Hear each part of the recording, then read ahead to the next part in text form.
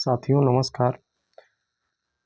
एक निवेदन है मित्रों कि चैनल को लाइक और सब्सक्राइब करिए साथियों, और शेयर भी करिए। साथियों, एक लड़की पढ़ाई लिखाई में बहुत अच्छी होती है, मध्यम वर्गीय परिवार से होती है। 10वीं 12वीं में उसके अच्छे अंक आते हैं साथियों। तो लड़की का सपना अधिकारी बनने का होता है। बचपन से उसका यह सपना था। लड़की के माता पिता पढ़े लिखे नहीं होते साथियों, पुराने स्वभाव के थोड़ा होते हैं। बेटी अपने पिता से कहती है कि पिताजी, मैं अपने जीवन में कुछ करना चाहती हूँ, मैं शहर जाकर अच्छे से कोचिंग करना चाहती हूँ कुछ।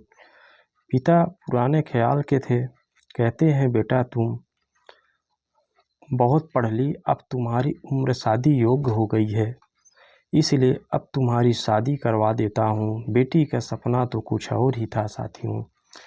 कुछ दिन बाद बेटी की शादी कर दी जाती है। बेटी मित्रों ससुराल जाती है। पति तो पढ़ा लिखा है, लेकिन सास ससुर भी बहुत कम पढ़े लिखे थे। वो लोग भी शिक्षा के महत्व को नहीं समझ पा रहे हैं कि उनको यह नहीं पता था कि शिक्षा से ही व्यक्ति का विकास होता है। अब लड़की की पढ़ाई की कद्र करने वाला ससुराल में भी कोई नहीं था मित्रों, क्योंकि जब किताब लेकर पढ़ने बैठी थी तो सास ताने देती कि तुम क्या दिन भर लेके किताब बैठ जाती हो, कुछ काम धाम कर किया करो। उसके इसमें पति भी उसका साथ नहीं दे रहा था, अपनी माँ का ही साथ देता है साथियों। लड़की को तो पढ़ने का जुनून था, कुछ बड़ा सा मुकाम करने का हासिल करना चाहती थी साथियों। लड़की को वहाँ काफ़ी परेशान किया जाता है और उसके सास ससुर उसको घर से निकाल देते हैं। तब लड़की अपने माता पिता के घर आकर रहने लगती है मित्रों। साथियों, लड़की पढ़ने में बहुत तेज़ थी। लड़की का नाम रंजना था। वह मायके में रहने लगती है और अपनी पढ़ाई मन लगा के करती है साथियों। कोई भी काम शिद्दत से करो कहते हैं तो कोई काम बड़ा नहीं होता। लड़की LLB करती है। रंजना को किसी से कोई मतलब नहीं होता, सिर्फ उसका पूरा फोकस अपनी पढ़ाई पे होता है। कुछ ही दिनों में वह अपना मुकाम हासिल करती है और जज बन जाती है साथियों। जब जज बनती है तो गांव परिवार और रिश्तेदार के सभी लोग उसकी पढ़ाई की प्रशंसा करते हैं साथियों, और तमाम बधाइयाँ मिलती है मित्रों। उस क्षेत्र की पहला महिला रंजना होती है साथियों, जो जज बनती है। इधर उसका पति मनीष जो पढ़ा लिखा था, न्यायालय में स्टोरों बन जाता है साथियों। दोस्तों, रंजना जी वहाँ पोस्टिंग होती हैं उसी कोर्ट में। जब पहुँचती हैं तो न्यायालय स्टाफ उन्हें फूल मालाओं से स्वागत करता है साथियों। कोई जब बड़ा अधिकारी अपने स्थान पे जाता है जहाँ उसकी पोस्टिंग होती है तो उसका सारा स्टाफ उसकी स्वागत करता है साथियों। वही यहाँ हो रहा है रंजना के साथ। गेट पर खड़े हुए सभी लोग, जब रंजना गाड़ी से वहाँ पहुँचती हैं, गाड़ी से उतरती हैं, उनका बारी बारी से स्टाफ परिचय दे रहा है और फूल गुलदस्ताओं के साथ स्वागत कर रहा है। इसी लाइन में मनीष भी लगा हुआ है। मनीष के पास जब रंजना पहुंचती है तो मनीष बीच में होता है तो खसक कर निकल कर वहाँ से थोड़ा पीछे चला जाता है। अब जब पीछे जाता है तो उनका यह स्टाफ उसको देख रहा होता है कि मनीष पीछे क्यों चला गया, उसका जो सीनियर बाबू होता है। अब रंजना मनीष के पास जब लास्ट में पहुंचती है तो मनीष भी गुलदस्ता देता है और अपना नाम बताता है और बताकर वहां चल देता है, और वह अपनी नज़र रंजना से नहीं मिला पाता साथियों। रंजना का आज पहला दिन था। वह भी केबिन में जाके बैठती है। धीरे धीरे वक्त गुजरता है साथियों। कुछ दिन बीतते हैं। एक दिन मनीष अपनी छुट्टी की एप्लीकेशन लगाकर गांव चला जाता है। बड़े बाबू को अपनी एप्लीकेशन दे देता है साथियों। उसमें लिखता है कि मैं बीमार हूँ, ड्यूटी करने में असमर्थ हूँ, इसलिए मैं ड्यूटी पे नहीं आ सकता, कुछ दिनों के लिए मैं छुट्टी चाहता हूँ, और वह गांव चला जाता है। कुछ दिन बीतता है। मनीष रंजना को जब नहीं दिखाई देता कोर्ट में, तो रंजना बड़े बाबू से पूछती हैं कि स्टाफ तो सभी हैं लेकिन एक मनीष दिखाई नहीं दे रहा है। बड़े बाबू बताते हैं कि मैडम मनीष छुट्टियों पर है, उसकी छुट्टियां बाकी थी, तबीयत भी खराब थी, इसलिए वह कोर्ट से छुट्टी लिया हुआ है, वह गांव चला गया है। मैडम कहती हैं उसको बुलाओ। उसको बुलाया जाता है, मनीष को फ़ोन करके बुलाते हैं बड़े बाबू। जज साहिबा के पास मनीष को पेश किया जाता है। वो वहाँ पहुँचता है। मैडम पूछती हैं क्या तुम नौकरी नहीं करोगे? मनीष कहता है नौकरी तो मुझे सरकार ने दी है, मेरी कुछ छुट्टियाँ बाकी है तो मैं नौकरी तो करूँगा। छुट्टियों जो मुझे सरकार से मिलती है, मैंने अभी कोई छुट्टी नहीं ली थी, इसलिए मैं अपने गांव चला गया था। छुट्टी की एप्लीकेशन लगाकर मैं कुछ अस्वस्थ भी था, इसलिए मैं गांव चला गया। यह कहकर मनीष अलग दूसरे कमरे में चला जाता है। इधर मैडम जब चार्ज लेती हैं तो अपने स्टाफ में एक फरमान जारी करती हैं कि इस कोर्ट में किसी भी कर्मचारी के माध्यम में कोई पैसा किसी आम जनता से नहीं वसूला जाएगा।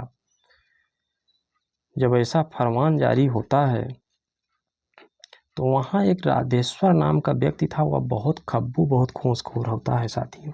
वह कोर्ट की कोई भी जानकारी, कोर्ट की तारीखें, कुछ अगर वकील के माध्यम से किसी को देता है तो वो उसका काफ़ी चार्ज लेता था।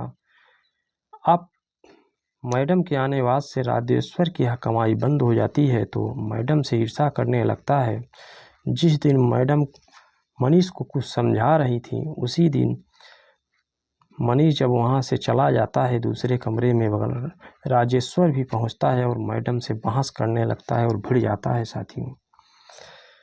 कहता है कि मेरा धंधा तुमने चौपट कर दिया है, मेरी इतनी इतनी एक्स्ट्रा कमाइयाँ होती थे, तुमने आके ख़त्म कर दिया है। अब कुछ बहसें तेज जब होती है तो यह बात बगल वाले कमरे में मनीष सुन रहा होता है और वहाँ जाकर राधेश्वर को डांटने लगता है और कहता है जानती हूँ मैडम कौन है। उसको डांट कर वहाँ से बाहर भगा देता है साथियों। जब बाहर कर देता है तो मैडम मनीष को बुलवाती है और कहती है तुमने उससे बहस क्यों की, मैं वो उसे अपने तरीके से सजा देती। इधर राजेश्वर मनीष के ऊपर काफ़ी नाराज़ हो जाता है। वह सोचता है कि जज मैडम के लिए मनीष मुझसे भी भिड़ गया, हम समकक्ष स्टाफ हैं, इन दोनों के बीच में कुछ आपसी संबंध तो नहीं है। यह बात जानने के लिए वह मनीष जिस रास्ते से अपने कमरे जाता है वहाँ कुछ गुंडे लगवा देता है और उसी विरोध का बदला लेने के लिए मनीष को गुंडों से हाथ पैर तोड़वा देता है साथियों। जब हाथ पैर तोड़वा देता है तो सीरियस हालत में मनीष अस्पताल में भर्ती हो जाता है। इधर समय से पूर्व सभी अधिकारी एक दिन बाद जो है उस हॉस्पिटल में चीफ जस्टिस का उस कोर्ट में चीफ जस्टिस का दौरा होता है साथियों। समय से पूर्व सभी अधिकारी वहां पहुंचते हैं लेकिन मनीष नहीं दिखाई देता। तब जज मैडम बड़े बाबू से पूछती हैं कि मनीष नहीं दिखाई दे रहा है, कहाँ चला गया। तब बड़े बाबू बताते हैं कि मैम कल रास्ते में मनीष को कुछ लोगों ने बहुत बुरी तरह मारा पीटा है, वह सीरियस हालत में अवस्था में अस्पताल में पड़ा है। यह सुनकर जज साहिबा कहती है तब तो मनीष का हाल चाल जानने के लिए मुझे अस्पताल जाना चाहिए। उनका स्टाफ कहता है मैम चीफ साहब आ रहे हैं और आप चली जाएंगी तो वो काफ़ी नाराज़ होंगे। रंजना कहती है मेरा वहाँ जाना ज़रूरी है और वहाँ से अस्पताल के लिए चली जाती हैं साथियों। गाड़ी से अस्पताल पहुँचती हैं। बेहोशी हालत में मनीष लेटा हुआ है। रंजना मनीष को देखती है और मनीष भी रंजना को देखता है। रंजना भावुक सी हो जाती हैं, तुरंत वहाँ से चल देती हैं और अपने कोर्ट चली जाती हैं। कोर्ट पहुँचती हैं, स्टाफ बताता है कि चीफ साहब चले गए हैं, आपके प्रति थोड़ा नाखुश से थे। वह अपने स्टाफ से कहती हैं कोई दिक्कत की बात नहीं, जो होगा देखा जाएगा। इधर मनीष का इलाज चल रहा है। कुछ दिन बाद मनीष ठीक हो जाता है साथियों। अस्पताल से छुट्टी हो जाती है। बड़े बाबू के मन में कुछ प्रश्न होते थे। वो जब मैडम पहले दिन ज्वाइनिंग करने आती हैं तो वो अपने स्टाफ मनीष के कुछ कार्यकलापों को देखता है तो उनके मन में एक भाव होता है, कहीं इन लोगों का आपसी कोई संबंध तो नहीं है, एक दूसरे को जान पहचान तो नहीं है। इसी बात को जानने के लिए बड़े बाबू रंजना और मनीष के बीच के संबंध को जानने के लिए मैडम से कहते हैं, मैडम मनीष को देखने उसके घर चलते हैं। अपने स्टाफ के साथ जाते हैं तो क्या देखते हैं, मनीष चारपाई पर लेटा हुआ है, अभी वह चलने फिरने में असमर्थ है। साथियों, ये लोग बैठते हैं, उसकी हालचाल लेते हैं। अब चूँकि उसका न्यायालय की अधिकारी जब पहुंचती है तो उठने का भी प्रयास करता है, लेकिन उठने में असमर्थ होता है। रंजना कहती हैं, लेटे रहो। उधर जब जज मैडम बड़े ही करुण भाव से मनीष का हाल चाल पूछती हैं, कहती हैं, बताओ उस दिन तुम अगर राजेश्वर से मेरे लिए नहीं भिड़ते तो शायद तुम्हारी ये हालत नहीं होती। वहाँ पहुंचकर जज मैडम को पुराने लम्हे भी याद आने लगते हैं, क्योंकि उस घर में वो 3 साल गुजारी होती हैं। साथियों, कहती हैं, मेरी बहुत सारे यादें यहाँ से जुड़ी हैं, मगर तुम्हारे माता पिता ने जिस दिन मुझे इस घर से निकाला था, तुमने भी मेरी कोई मदद नहीं की थी, तुमने मुझसे रोका तक नहीं था। मनीष कहता है, मैं बेबस और लाचार था, मैं करता तो क्या करता। डिवोर्स का पेपर जो तुमने मेरे पास भेजे थे, अच्छा हुआ कि मैंने उस पर सिग्नेचर नहीं किया। लेकिन पूछती हैं कि तुमने शादी क्यों नहीं की। शादी किए होते तो पत्नी होती, बाल बच्चे होते, इस स्थिति में तुम्हारी सेवा तो करते। साथी मनीष भी पूछता है कि आप भी जज हैं, बताओ आपने शादी क्यों नहीं की। बातें इनकी कुछ टाइम से चल रही होती हैं। मनीष पानी का इशारा करता है तो रंजना उठती हैं और पानी लाने चली जाती हैं तो क्या देखती हैं, कमरों में चारों तरफ कचरा भरा हुआ है, मकड़ी की जाल घरों में लगी हुई है। साथियों, मनीष से कहती हैं कि अगर तुमने शादी की होती तो ये समस्याएं नहीं होती, घर साफ सुंदर होता। साथियों, मकड़ी के जाले नहीं होते घर में, यह हालात नहीं होते। अपने स्टाफ से कहती हैं कि आप लोग गाड़ी लेकर चले जाओ, मैं कल आऊँगा। जज का एक प्रोटोकॉल होता है। साथियों, अब इनका स्टाफ सीनियर की बात कैसे टाल सकते हैं, वो चले जाते हैं घर के लिए। साथियों, अपने अपने रूम चले जाते हैं। अब रंजना कहती हैं कि आपने तो तलाक के पेपर दिए थे, अगर मैं सिग्नेचर करती तो आज हम लोग शायद साथ में ना होते। मनीष कहता है, आपका विचार क्या है, मेरे घर से मेरे माता पिता तुम्हें निकाल दिए थे, मगर मैंने तुम्हें कभी दिल से नहीं निकाला है। इन्हीं बातों को सुनकर रंजना की आंखों में आंसू भर आती है और मनीष भी रोने लगता है तो रंजना उससे लिपट जाती हैं। दोनों अपने दिल की बातें करने लगते हैं। साथियों, रंजना कहती है कि मैंने राजेश्वर के ऊपर कड़ी से कड़ी कार्रवाई कर दी है, उसे सस्पेंड बर्खास्त कर दिया गया है और पुलिस उसे जेल भेज दी है। अब तुम ठीक हो जाओ और आके अपनी ड्यूटी आराम से ज्वाइन कर लो। साथियों, यह कहानी आपको कैसी लगी, यह पति पत्नी की स्टोरी। साथियों, शेयर करिए और कमेंट करिए मित्रों। नमस्कार साथियों।